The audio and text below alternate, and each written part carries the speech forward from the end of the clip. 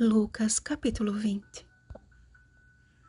E que os mortos hão de ressuscitar, Moisés o indicou no trecho referente à sarça, quando chama ao Senhor, o Deus de Abraão, o Deus de Isaque e o Deus de Jacó. Versículo 37. Ensinar e evangelizar eram as duas principais ocupações de Jesus. Doutrinar um povo cujas raízes estavam firmes em tradições humanas não era tarefa fácil. Jesus era constantemente arguido pelos líderes judeus para verem se o apanhavam em alguma palavra.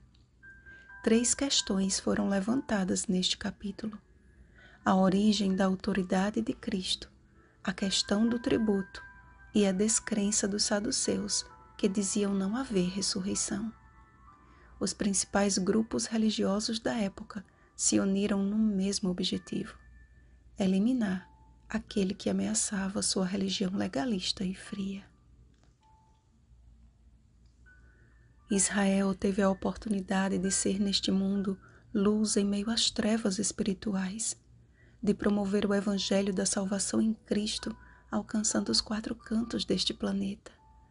Mas sorrateiramente deu as costas ao Senhor ao rejeitar os apelos do Espírito Santo, maltratando e ignorando os profetas, um após o outro.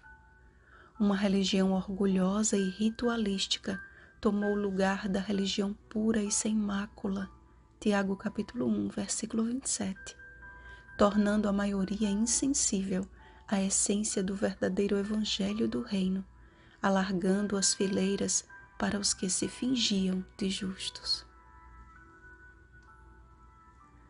Saduceus significa literalmente justos. Aquela classe religiosa era composta por homens que diziam não haver ressurreição, o que implicaria em um grande entrave na fé de muitos se esta mesma ideia se estendesse para a ressurreição de Cristo. E se Cristo não ressuscitou, é vã a vossa fé, e ainda permaneceis nos vossos pecados. 1 Coríntios capítulo 15, versículo 17. Como uma vinha bem plantada, Jerusalém tinha tudo para ser a capital da verdade. Entretanto, seus lavradores se acharam no direito de agir conforme a vontade de seus obstinados corações. Como iriam dar ouvidos às mensagens proféticas se negavam-se a ouvi-las? Como reconheceriam a Jesus e aceitariam as suas palavras se mantinham seus olhos cerrados na escuridão de sua dura cerviz? E ao ouvirem do destino final de sua apostasia, simplesmente desdenharam. Tal não aconteça. Sabem, amados, a realidade de Israel infelizmente não ficou no passado. Temos hoje uma grande parcela do mundo afirmando ser cristã, enquanto faz de Cristo um gênio da lâmpada. Querendo apenas ouvir o que é agradável, fazem da Bíblia um livro de autoajuda e não a palavra de Deus. E quando é proferida alguma palavra de advertência, esta é considerada dura demais de ser ouvida, cauterizando ainda mais o coração. No devido tempo, Cristo foi enviado à terra a fim de tomar sobre si o nosso castigo para que possamos receber a recompensa que Ele conquistou. Já estamos separados do nosso Pai por prazo considerável e precisamos permanecer firmes em Cristo como quem vê aquele que é invisível. Hebreus capítulo 11, versículo 27. Ser cristão não é ser um pacote de tradições, mas uma testemunha da verdade.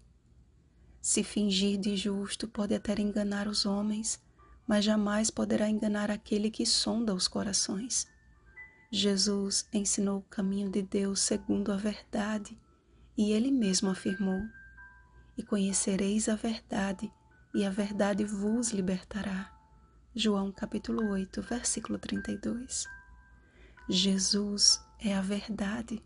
João capítulo 14, versículo 6. A sua palavra é a verdade. João capítulo 17, versículo 17. Porque é a respeito dele que a palavra testifica. João capítulo 5, versículo 39. Liberdade, portanto, não é viver conforme a minha própria vontade. Isso é escravidão. Liberdade é experimentar Jesus Cristo, a verdade que liberta.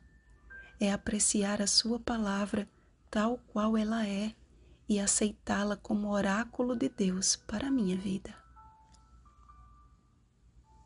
Um dia, Jesus irá olhar para os lavradores infiéis de todos os tempos e terá de dizer: Apartai-vos de mim, malditos, para o fogo eterno, preparado para o diabo e seus anjos.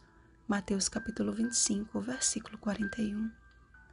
E dizer: tal não aconteça, ou Deus me livre, de nada vai adiantar. Mas os que são havidos por dignos de alcançar a era vindoura e a ressurreição dentre os mortos, ouvirão o terno convite de Jesus. Vinde, benditos de meu Pai, entrai na posse do reino que vos está preparado desde a fundação do mundo. Mateus capítulo 25, versículo 34.